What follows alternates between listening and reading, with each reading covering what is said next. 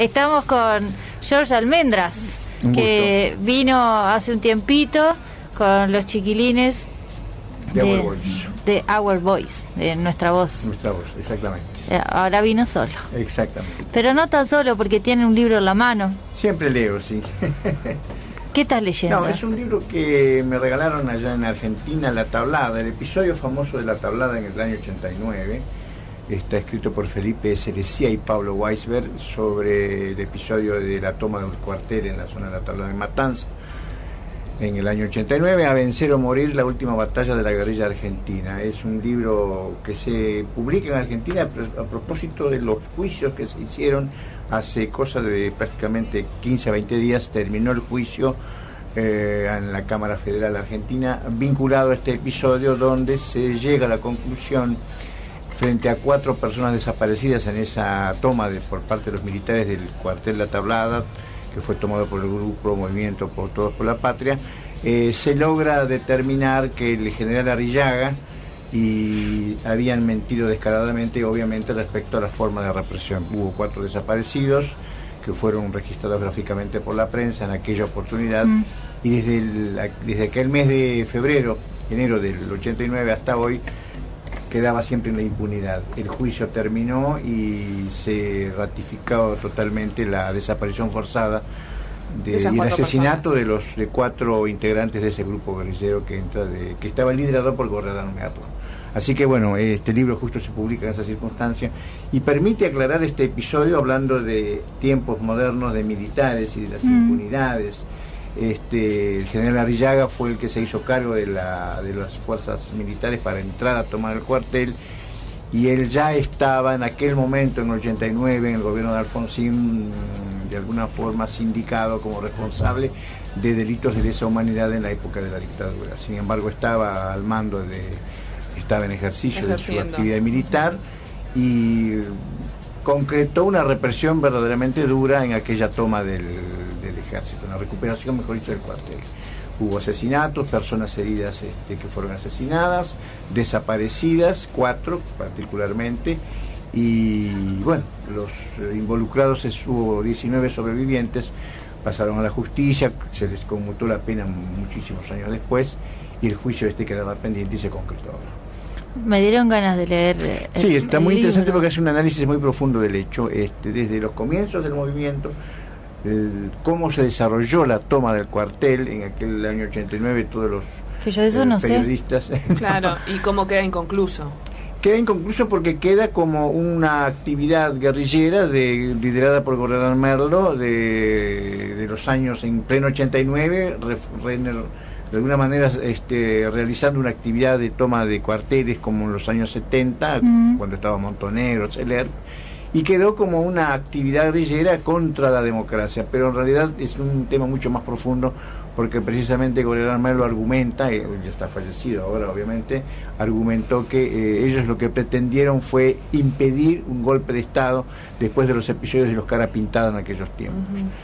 Fue un golpe para Raúl Alfonsín, pero amén de esa circunstancia, hubo situaciones verdaderamente de delitos de lesa contra humanidad contra los sobrevivientes. Fueron torturados, fueron desaparecidos 4, y bueno, quedaba pendiente eso. Y bueno, la impunidad, el manto de la impunidad no cubrió, y el general Arrillaga, que hoy tiene 80 años, creo que fue sentenciado junto con otros militares. O sea, hubo soldados que en aquel momento atestiguaron que no había habido desaparecidos, que se respetaron las normas de respetar la vida de los presos, se desdijeron en el juicio, dijeron que las versiones habían sido totalmente tergiversadas y obligados a mentir por los mandos militares, y se hizo justicia. Me voy a anotar el título después para... Sí, cómo no. Para buscarlo, porque es bueno saber todo, que yo de esa historia no la sé. No, es bueno saberlo, sí, porque en aquel momento yo estaba en Canal 4 en aquella época, y en Últimas Noticias, todos vimos, todas las personas oyentes que vivieron esos años, fue un episodio de violencia que duró 2 días en la toma del cuartel y tratar de recuperarlo. Escenas muy violentas, hubo muchos heridos y muertos de ambos lados. Claro. Y fue un episodio que fue el último acontecimiento de la guerrilla argentina en plena democracia. Claro, ya estando en democracia. En democracia estaba el gobierno claro. de Alfonsín, exactamente. Pero habían los antecedentes políticos que llevan a este episodio, Claro, sí. es la acción de los Carapintadas, obviamente que generaron un temor por parte de los movimientos guerrilleros que no habían sido desactivados todavía, de que iba nuevamente a surgir un nuevo golpe de Estado en la Argentina. Así que sí, es un libro interesante para leerlo. Impecable, Hay George. muchos más. George Almendras. Bueno, aquellos que están escuchando, claro que se tienen que acordar de George Almendras, de Telenoche, de todos Telenoche. los policiales. Exactamente. Y que está igual, porque esto es radio que no se ve. Parece que dentro de un tiempo van a haber camaritas acá. Bueno, Así que tendrás que volver. tendré que volver a dar fe de la... Tendremos que venir producidos entonces. Yo dije lo mismo, hay que venir más prolijo. Ustedes están producidas naturalmente, así que no hay ningún problema. Pero Me tendré que producir yo. George Almendras está igual. Así dicen. Y quiero decir algo, yo soy la única que está blanquita, sin haber tomado sol. Acá los veo los dos bronceados, George y No, pero yo Marina. soy bronceado porque así por naturaleza. Vivo cerca de la playa, ¿no? Y a veces, creo que fui una o dos veces este mes. Y habré estado una hora. Pero te Sí, queda. 2 veces. Sí, soy tremendo. Estoy un día quedo negrito. No, estuve veraneando, no, es imposible, no estuve veranear. Y quedo solamente muy tostado, pero de solo exponerme al sol mucho en esa ventaja. Bueno, y al día de hoy, vos, George, estás, no, te desvinculaste, sí, Sí. de la tele, de los medios, acá en Uruguay, pero tenés una actividad, en esta, yo no sé cómo llamarlo, pero esta página web que es antimafia2000.com. Exacto, es una página, sí, cuya casa madre, redacción madre, es en Palermo, Sicilia, Italia. Precisamente nace en un grupo de periodistas que consideran que el tema mafia en Italia es uno de los un cáncer muy grande para la democracia italiana, claro, y para el mundo. El sistema mafioso de Cosa Nostra, hay 4 grupos mafiosos en Italia: Cosa Nostra, la 'Ndrangheta, la Sacra Corona Unita y la Camorra Italiana. En realidad son grupos que tienen cada uno su historial, pero en realidad constituyen un conjunto mafioso de crimen organizado que se ha extendido por el mundo. Nace la revista Antimafia 2000, en aquel momento fundado por Giorgio Bongiovanni, es el papá de Sonia Bongiovanni.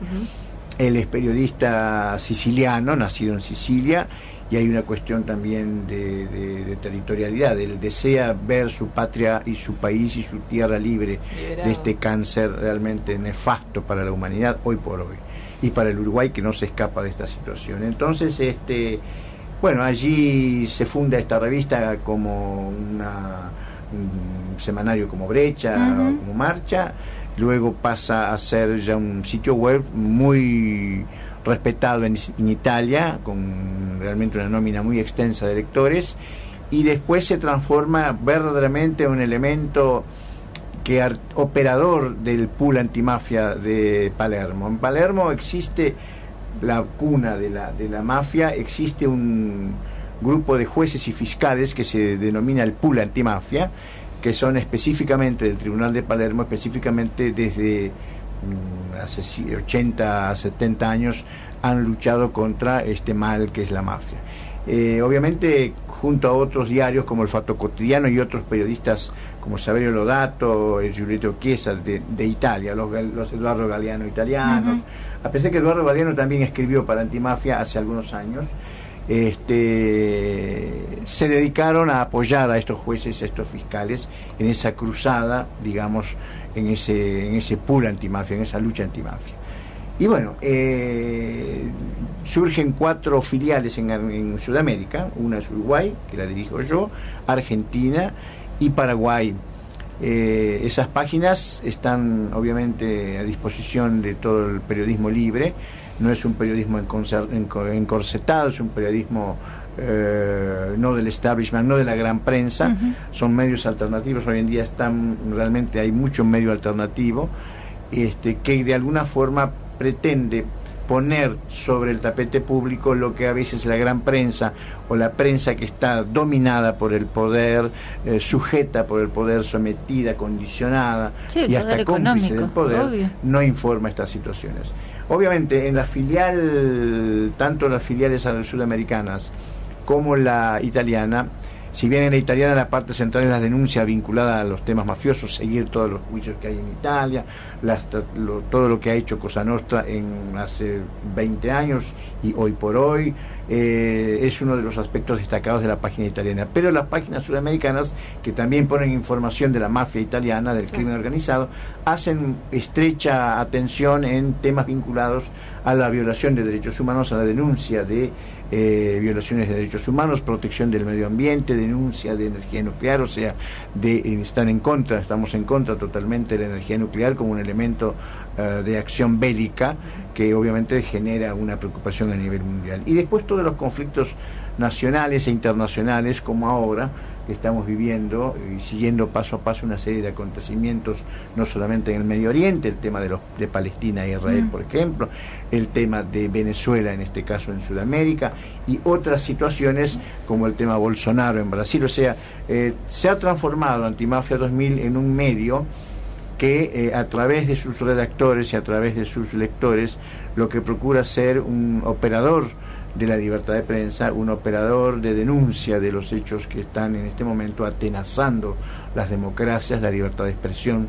No olvidemos que hay muchos periodistas asesinados. Uno de nuestros colaboradores de Paraguay fue asesinado. Yo te iba a decir, en Paraguay, que Pablo Medina, en Paraguay. Cuando viniste con los chiquilines de Our Voice, exacto, habías estado hace unos días en Paraguay porque hacía fecha. Exacto, Pablo Medina era un periodista paraguayo que luchaba en territorio tomado por el narcotráfico en el Paraguay, y no estamos hablando de hace 20 años. Él falleció hace 4 años, fue asesinado en una zona muy apartada, emboscado, por el autor ideológico. Ya está preso. Era un alcalde, el alcalde de la ciudad de Ipejú, era representante del partido político, el Partido Colorado, y era el mafioso de la región que dominaba los grupos de narcotraficantes de marihuana.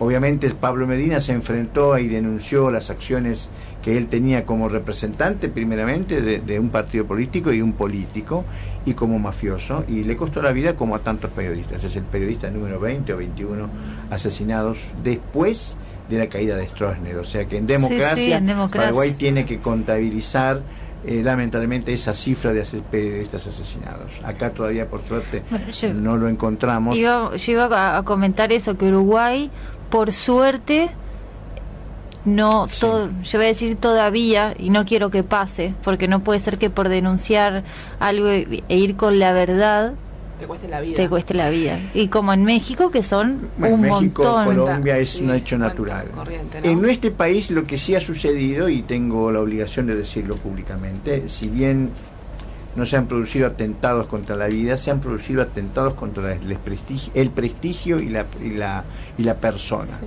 Han sido radiados de los circuitos de la gran prensa, han sido desprestigiados, han sido de alguna forma vitupereados, y muy sutilmente, dentro de la sutileza de nuestra cultura, tenemos que entender una cosa: nosotros somos un país pacífico, no tenemos la violencia mexicana. Colombia es un país por naturaleza violento. Nosotros tenemos una cultura pacífica, un poco más pacífica, pero los episodios de comportamiento mafioso, los episodios de amedrentamiento a los comunicadores, muy sutilmente se registran. Entonces, de alguna forma son atentados. Me consta, yo leí que en APU, el gremio de la Asociación de la Prensa de Uruguay, contabilizó, están en sus actas y seguramente en su historial, hay una serie de denuncias de casi 20 y pico, 30 periodistas, no sé si llega casi a 30, en el interior del país, sobre todo, que han sido amedrentados, intimidados, obligados a renunciar o han renunciado. Y porque en realidad, hablando mal y pronto, los medios de comunicación en Uruguay, salvo los independientes, tienen intereses económicos. Obviamente. Y si uno va en contra del interés económico, te sancionan de alguna manera, ¿no? Sí. Utilizando la sutileza como herramienta. Claro, pero por ejemplo en la Asociación de Prensa del Uruguay, yo lo digo como algo personal. Viste que el otro día, hace un tiempito, en teoría la Asociación de Prensa del Uruguay se reunió con los distintos actores políticos y con los medios de comunicación por el tema de las noticias falsas y de no estar acomodando tanto las cosas para un lado ni para el otro, ¿no? Y a no decir mentiras. Pero eso por un lado, y por otro lado, porque lo leí en su página web, cuando hubo una manifestación que hubo 2 femicidios y la prensa lo fue a cubrir, Sí, lo sé, Canal 2. claro, pasó algo, ¿no? Y APU enseguida se puso del lado de los trabajadores, en este caso de Canal 12. Sí. Pero uno mira del otro lado también y dice, no, porque yo se lo hablé porque lo vi con mi papá también, cuando mi papá falleció. Escúchame, porque querés sacar que el morbo en la tele, ¿qué le vas a preguntar a alguien que murió un familiar muy cercano, decirle cómo está y cómo se siente? No, eso no se hace, y eso es parte de la ética también, que la Asociación de Prensa del Uruguay lo tiene que tener en cuenta. El ejercicio de la profesión evidentemente sugiere y implica ciertos cánones éticos ante situaciones de violencia de terceros. Denunciar un episodio de violencia es una cosa, pero cuando se transgreden ciertas barreras, tenemos que o transgredirlas, pero con mucha delicadeza, si es que es más válido, si es válida la denuncia y válida transgredir por alguna situación que resulte realmente imperioso, necesario. Pero cuando a veces son situaciones que ya son de por su naturaleza violentas, a veces no es necesario la insistencia, porque a veces una sola imagen es mucho más que una insistencia de entrevista personal. Claro, la imagen comunica. Exacto. Entonces eso va un poco en la calidez, o mejor dicho, en la calidad de cada colega en el campo de batalla, cuando se está en una manifestación, cuando se está en un episodio de protesta ante, en este caso que fue un femicidio. Yo no voy a hacer juicio de valor del trabajo de los colegas, pero evidentemente cuando se está en la calle es donde uno empieza a calibrar cómo trabajar. Okay, por ejemplo, me hiciste acordar, viste, la charla se está yendo para otro lado, sí. Pero el episodio de la peluquería de la otra hace unas semanas toma de que rehenes, hubo toma de rehenes sí. por un sí, joven allá cerca de Soca y Rivera, por ahí, sí. Y que todos los canales, porque lo vi en todos los canales, estaban transmitiendo en vivo, mostrando imágenes de todo lo que estaba pasando, la posición de la policía, todo, y que tuvo que ir el jefe de policía a decir, sí. Che, no. Claro, ya ahí hay como las dos partes, ¿no? Que tal vez la policía debería haber hecho un cercado, un vallado, muchas cuadras para que no se pueda acercar la gente a mirar el procedimiento. Pero también yo digo, o sea, a mí me toca trabajar ahí, estar ahí en ese lugar. Digo, no podemos mostrar esto. Ahí adentro tiene que haber tele. El loco tiene celular, debe estar viendo todo. Sí, totalmente, ¿no? de acuerdo. Me río porque eso es el trabajo de campo. En el trabajo de campo, el periodista y fotógrafo, o periodista y camarógrafo, tienen que tener mucha cintura y mostrador para manejarse ante esas situaciones límite. Pero obviamente esos son los requerimientos del trabajo de campo en la calle. Pero hay otros requerimientos que escapan a los colegas que están en la calle. Son los requerimientos del marketing, son los requerimientos del rating, son los requerimientos de los mandos medios y de los planos gerenciales. Que lo único que les interesa es obviamente la imagen y lo que acontece, apelando a los recursos modernos. Los recursos modernos implican una transmisión en vivo. Hace 30 años no se podía transmitir en vivo un episodio, una manifestación, un casamiento. Hoy en día sí, vía WhatsApp, vía celular y vía equipos satelitales. Claro, por todo. Entonces, evidentemente todo esto implica una serie de que muchas voluntades tengan coherencia y armonía. En los hechos, en la teoría es así, pero en los hechos no es así. La adrenalina que corre cuando uno está en un escenario, en el campo de batalla, cuando uno está en la calle, el notero que vive sus circunstancias, pero el hecho policial requiere otros componentes. Esa adrenalina obviamente que nos lleva siempre a querer estar en el lugar del hecho. Pero lo que tú planteas, sí, hay una razón operativa que es comprensible. Si hay una toma de rehenes en donde hay varias personas privadas de libertad a punta de revólver de una persona que está desencajada, sea por motivos personales o por motivos políticos, aunque las circunstancias también son diferentes, porque los tratamientos son diferentes. Un hecho delictivo, criminal, común, merece un tratamiento. Un hecho delictivo o de atentado terrorista o de manipulación terrorista con unos fines políticos requiere también otro tipo de negociación, otro tipo de parámetros.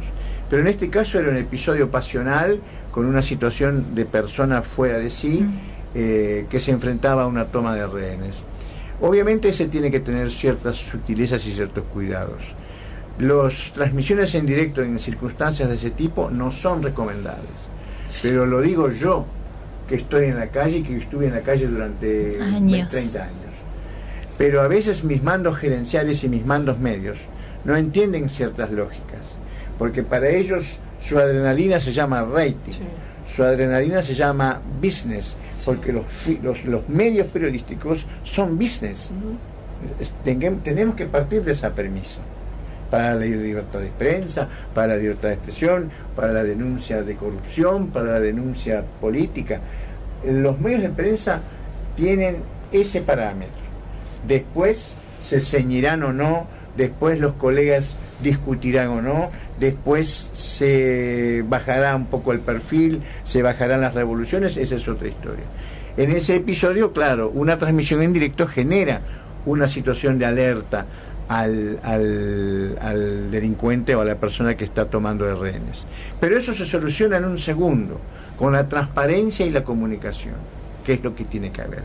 La transparencia y comunicación significa que el jefe del operativo al mando se reúna con los colegas y les solicite: muchachos, yo les doy toda la información, muchachos, yo les facilito lo que está pasando, pero bajo ningún concepto me quiebren esta regla de oro, este código, porque estamos trabajando en esa faceta. En ese sentido, si hay diálogo y comunicación, creo que eso se desactiva inmediatamente y se hace. Voy a un ejemplo de hace 50 años, que yo no lo viví porque yo en ese momento no era periodista policial, pero mis viejos maestros de la crónica policial en los años 60, en los años 50, donde los códigos de periodistas policiales y las autoridades tenían otros parámetros, había códigos que se cumplían, no había tanta sed de marketing y de rating como ahora, y no había mecanismos electrónicos. Habían secuestros extorsivos, que eran normales, secuestros por dinero, y el jefe de policía, no importa qué, pero de la época, sabía que había periodistas acreditados en jefatura como periodistas policiales, que se veían día a día, como se veían los periodistas parlamentarios con los políticos en el Palacio Legislativo, o los periodistas deportivos en la AUF. Bien. Habían periodistas policiales acreditados con un carnet que los identificaba como tal, y yo la viví esa época, y había una confianza. Entonces el jefe de policía, no el sargento de turno, el jefe de policía bajaba de su silla de poder en mangas de camisa, según me cuentan mis viejos maestros de la crónica policial, reunía a los colegas en la calle. No estamos hablando de televisión, de vía satelital.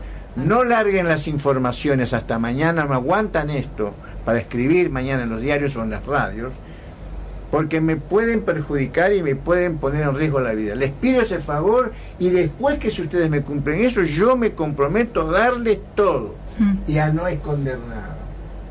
Y eso se hacía. Habían códigos y se respetaban. Cumplían los periodistas y cumplían las autoridades. Hoy, perdonen los colegas, perdonen las autoridades, esos códigos se han roto. Entonces, ahí partimos a cuestionar. Doña María, Juan Pueblo, el público pregunta, se cuestiona. Entonces yo no creo en el periodismo. Entonces, y verdaderamente sí, porque lamentablemente los intereses comerciales, los intereses de rating son muy poderosos. Si en otros países permiten la eliminación de personas físicamente, obviamente que acá también se van a ver este tipo de situaciones que rompen con lo que es respetar el derecho a la información.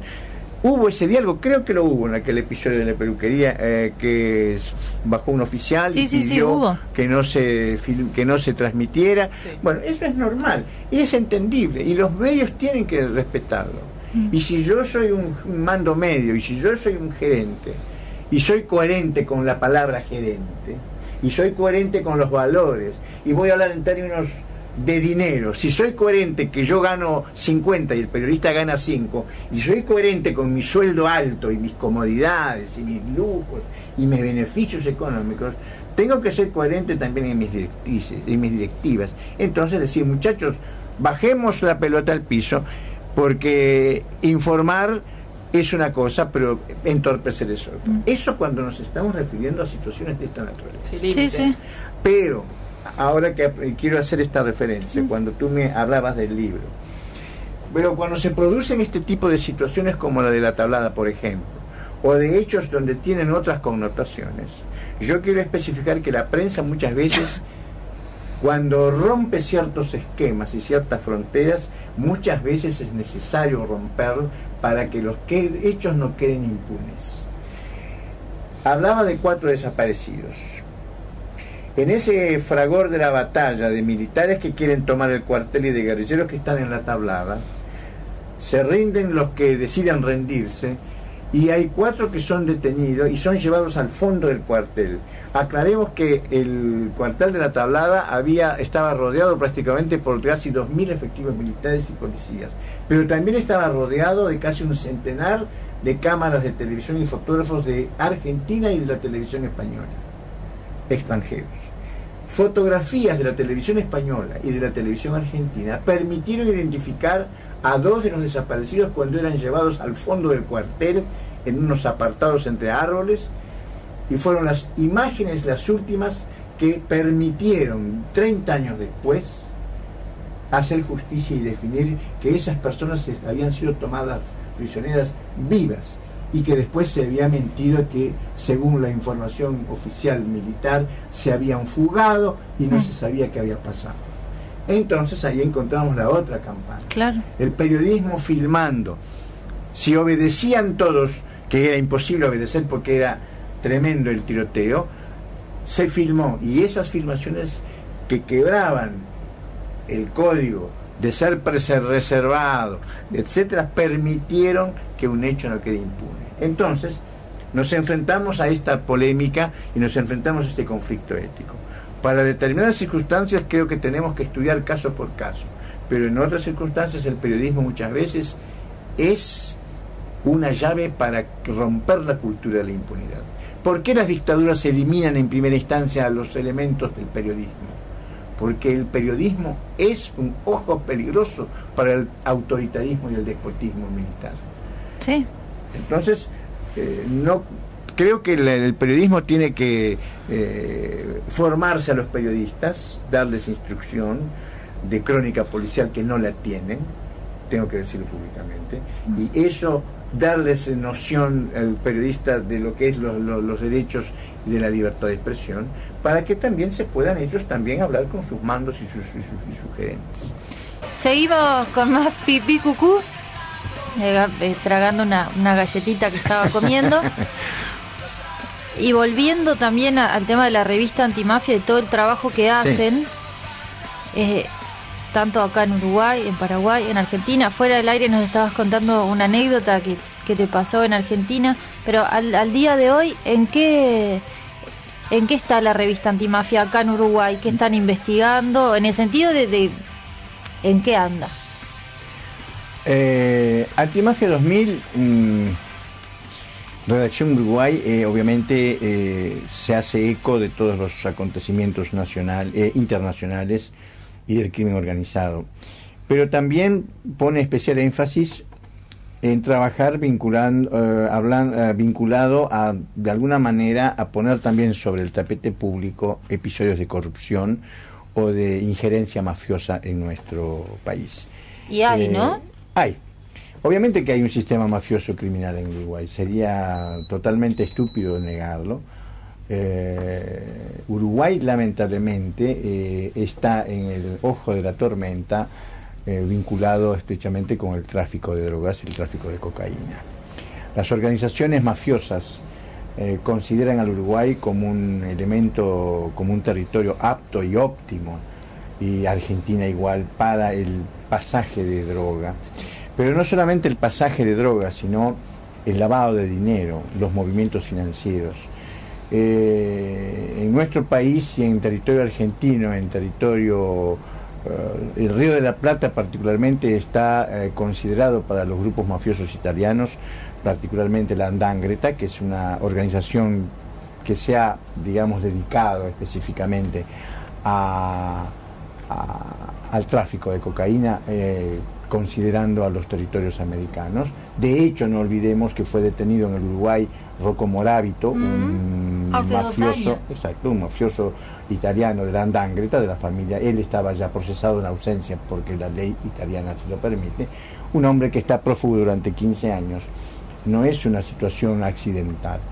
Para que una persona esté prófugo 15 años se necesita una cobertura y una logística de dinero, de apariencia, de identidad y de ayudas. Y esas personas tienen una imagen pública de comerciantes, de empresarios, de personas que tienen su núcleo familiar, pero viven verdaderamente una doble vida. Son elementos mafiosos que tienen en su haber actividades netamente de mafia. 'Ndrangheta opera de esa forma, con elementos que se instalan o inversores que se instalan en el Uruguay, en la Argentina. Argentina es un territorio que está prácticamente comido por el tráfico, por los narcotraficantes. Y Uruguay no escapa a esa realidad. De la misma forma que decíamos que nuestra forma de matar periodistas o de matar el periodismo es muy sutil, porque no es una sociedad violenta, también el sistema mafioso es sutil, a pesar de que ya el sicariato se ve en las zonas de los barrios que conocemos, Marconi, Cerro Norte y otros barrios medulares de zona roja calificados así. Es el reflejo de un deterioro de ciertos grupos sociales que lamentablemente son utilizados por el elemento del narcotráfico como soldados o como elemento de narcotráfico a nivel interno. Pero detrás de ese episodio hay elementos del narcotráfico internacional que están operando. No olvidemos, hace 4 años hubo un episodio sobre la avenida Italia de un matrimonio paraguayo asesinado. Sí, ¿eran elementos que venían del turismo? No, eran elementos del narcotráfico paraguayo. Y se produjo una situación de atentado. Y esos atentados no son hechos aislados, forman parte de un circuito delictivo feroz. La pregunta que nos tenemos que hacer los uruguayos ahora: si aquí está operando el narcotráfico a altos niveles, que lamentablemente a veces el Ministerio del Interior es un poco light en dar estas informaciones, y en eso tengo que hacer el tirón de orejas obviamente a nuestro sistema, al sistema político. Si hay movimiento y hay desarrollo de narcotráfico es porque a nivel del sistema político, obviamente que se está mirando a un costado. Cuando hay lavado de dinero y hay graves situaciones de ese tipo, es porque a alto nivel, no a nivel de Juan Pueblo, a alto nivel se está mirando a un costado o se está dando el visto bueno. Entonces, ¿existe en nuestro país grupos mafiosos que están operando? Sí, señor, existen. ¿Existen elementos de narcotráfico pesado, italiano y no italiano, y de cárteles mexicanos? Sí, existen. Sí, se detuvo hace 3 años de los Queenies. Obviamente nosotros no somos una sociedad que está acostumbrada, y a veces lo pensamos como un tema distante. Y el periodismo también comete ese error. Tengo que hacer el tirón de oreja a mis colegas, porque es siempre más cómodo no mirar esa situación. Primero porque no me atañe, no me toca, Y si no me toca, no existe. Una premisa totalmente nefasta en una sociedad democrática. Porque yo no soy pobre, tengo que decir que no existe personas en situación de calle, es un error. Porque a mí no me torturaron en dictadura, tengo que decir que no hubo desaparecidos, es una barbaridad. ¿Y cómo se dice eso? Sí, la cultura de la impunidad que tanto ha pregonado nuestro amigo Eduardo Galeano y ha luchado y ha muerto luchando, nosotros los uruguayos del 2019 y los jóvenes tenemos que considerar por qué esas personas han hablado de una manera tan directa y tan con elementos contundentes. De hecho está la prueba. En este momento hay una polémica de las madres de familiares de desaparecidos y de las organizaciones que luchan porque se descubran dónde están los cadáveres enterrados en establecimientos militares, y por el otro lado altos mandos militares piden garantías para que se hagan pactos como en la época en Sudáfrica, para que se pueda decir que los militares digan están enterrados en tal cuartel, a condición de que no haya sanciones penales. Increíble. Bien, es increíble, pero es así. Esa es la desvergüenza que hemos llegado, y que el Estado de Derecho está totalmente pisoteado, y nosotros somos el ciudadano es el que tiene que pararlo. Es el sistema político que tiene que pararlo. Perdonen que hable así, pero es el sistema político, es el autor ideológico de la cultura de la impunidad. Los militares obviamente lo van a hacer. Si yo te mato a ti en este momento con una pistola acá, yo voy a buscar siempre zafar, escaparme. Pero si me escapo durante 50 años es porque alguien me está escondiendo, alguien está apoyando mi impunidad. Bueno, como Miguel Sofía, que Miguel Sofía, los escuadrones de la muerte. Eduardo Galeano le preguntaron en un reportaje del un periodista español famoso, y el juez Garzón, en un documental en Argentina, le preguntaron cómo se llegaba a la bestialidad de los grupos de tareas de la ESMA en Argentina y en Uruguay. Y la opinión de Galeano es muy concreta. Esas personas entran en un terreno de la bestialidad humana porque se saben impunes. Si no existe impunidad, si no hay alguien que va a cubrir esa impunidad, es obvio que las personas no van a entrar en ese otro terreno. Pero si se saben con impunidad, lo van a hacer. Es lo que pasó en dictadura. Las dictaduras se fortalecieron porque sabían perfectamente que la impunidad era uno de sus principales cómplices. Y en el tema mafioso es exactamente lo mismo. El sistema político en Italia está totalmente contaminado por la mafia. No es el mafioso del Padrino, no es el mafioso de Los Sopranos. Es el poder político, convive, es socio de la mafia. ¿Y eso pasa en el Uruguay? Sí pasa. ¿Pasa en Argentina? Sí pasa. ¿Pasa en el resto del mundo? Sí pasa. Eso es lo que tenemos que... Entonces, Antimafia 2000, hago mi paso al aviso, www.antimafia2000 con letras, no con números, 2000conletras.com. Allí lo que procuramos es dar esta información y estas denuncias. ¿Qué pasó, por ejemplo, con ahora otro tema argentino que también involucra al Río de la Plata, el atentado a la AMIA y el atentado a la Embajada de Israel? Que siempre se habló de que eran los grupos iraníes que estaban detrás de los atentados, y no es así.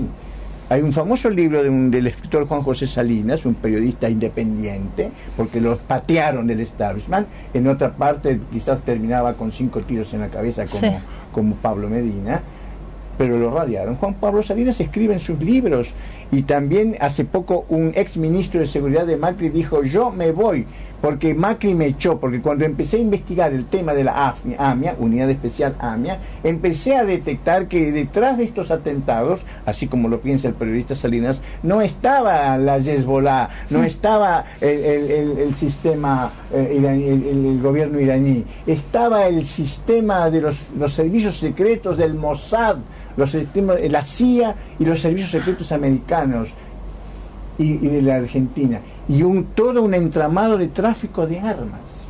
Tenés que... este audio se lo voy a pasar a Graciela Bianchi, porque ella dijo que la CIA le pasó información que Hezbollah tenía que ver. con un montón de cosas de esas. Lamentablemente eso es lo que el periodismo establishment a veces se entiende.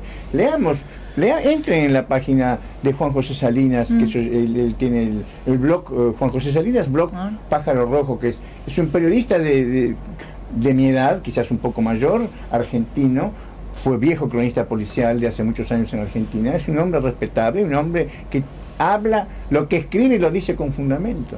Entonces, volviendo al tema mafioso, los sistemas políticos, el sistema político y el sistema mafioso están abrazados, lamentablemente, en Italia y en el mundo. En nuestro país, lamentablemente, no tengo elementos probatorios que yo pueda ahora decir con nombres y apellidos, pero lamentablemente el sistema político está de camino a eso, en nuestro país. En Argentina ya es normal, y en nuestro país, obviamente, hay situaciones, no puedo revelarlas, pero hay implicancias del sistema político con el narcotráfico y con la corrupción.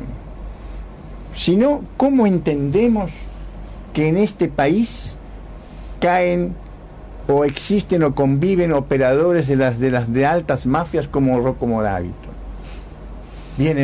Están acá por naturaleza, es por una cuestión espontánea, por un juego. No. Los Queenies, ¿por qué están acá?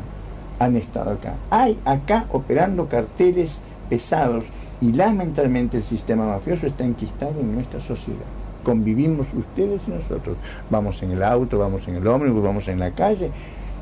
Elementos del sistema mafioso. El sistema criminal se ha extendido poderosamente, y no hablemos obviamente de otros países de Latinoamérica. Entonces todo eso el periodismo tiene que empezar a denunciarlo, pero es difícil, Clara, es difícil, porque el sistema periodístico de alguna forma también forma parte de ese esquema financiero, de ese esquema de intereses y beneficios. Entonces, si un periodista X, que se llama fulano de tal, empieza a destapar una hilacha, obviamente que va a ser radiado sutilmente, delicadamente, sí, no a 4 tiros, a su momento, si es necesario, sí. Y yo quiero decir un episodio que me atrevería a decir que fue el primer caso en nuestro país de atentado contra la vida a una periodista, por razones políticas. Es un episodio de la crónica policial de hace algunos años, el crimen de Susana Mansur. Susana Mansur era una persona vinculada a Casa del Edificio Libertad, cuando estaba la Casa de Gobierno allí cerca de en los 2 bulevares. Apareció asesinado en su apartamento de la Avenida Rivera, y fue un entramado que se vinculó estrechamente a un tema político. Quedó como un hecho criminal, común y silvestre, pero creo que ese, si se profundiza oportunamente, ese es sería el primer caso flagrante, descarado, de asesinato como el caso Cabezas. No sé en qué quedó ese caso, porque en el 2004 iban a reactivar el caso con Mirta Giance, que fue la que levantó eso de vuelta. Obviamente que existen, detrás de los hechos policiales, existe un entramado, existen jueces y fiscales, operadores de la justicia que se corrompen, existen policías que se corrompen, existen periodistas que se corrompen. La corrupción es una moneda corriente. Sutilmente, cuando uno es partícipe de puede ser un acto de corrupción. También hay situaciones descaradas de lavado de dinero, de estar involucrado en maniobras fraudulentas, en asesinatos, o simplemente como político, yo, el diputado, la diputada Clara Gutiérrez, el diputado Almendras, me entero que hay situaciones de esta naturaleza y respondo a mi partido político, pero me callo la boca y no digo nada, ahí ya forma parte de ese entramado. Soy cómplice. George, nos tenemos que ir. Con lástima, lo decimos. Muy interesante, la verdad que sí, la charla, pero bueno, lo esperamos. Volverás. No hay ningún problema. Claro que sí. Sí, a las volverás. Y los chicos de Our Voice también obviamente mantienen esta misma corriente con la diferencia de que son jóvenes que hacen a través del arte. Pero ellos tienen estos pensamientos porque están asqueados de este mundo y tenemos que apoyarlos. Voy a repetir, la página web de la revista es www.antimafia2000.com. Antimafia 2000 con letras. Claro, el 2000 ese se escribe con letras, no es números. .com, y allí tienen la posibilidad de entrar directamente, apretan el link, entran en la página italiana. Quienes hablan italiano obviamente puedan entenderlo, pero ahí en la página italiana hacen una exposición mucho más profunda de todos los acontecimientos vinculados a la mafia italiana. Y el más importante que pasó en Italia ahora es que después de 20 años el fiscal Nino Di Matteo determina y corrobora lo que hablábamos hace un rato, que hubo en los asesinatos de los jueces Giovanni Falcone y Paolo Borsellino en el año 92, hubo una implicancia del Estado, una tratativa del Estado con Cosa Nostra para asesinarlos. No es que se reunieron 4 mafiosos en una pizzería italiana y decidieron matar a los jueces. Hubo una negociación, una tratativa para que los servicios de inteligencia y los mafiosos y políticos italianos dieran el visto bueno y dieran la logística para hacer volar en pedazos a 2 jueces antimafia, Giovanni Falcone y Paolo Borsellino, que son figuras emblemáticas de la judicatura italiana y del mundo actual.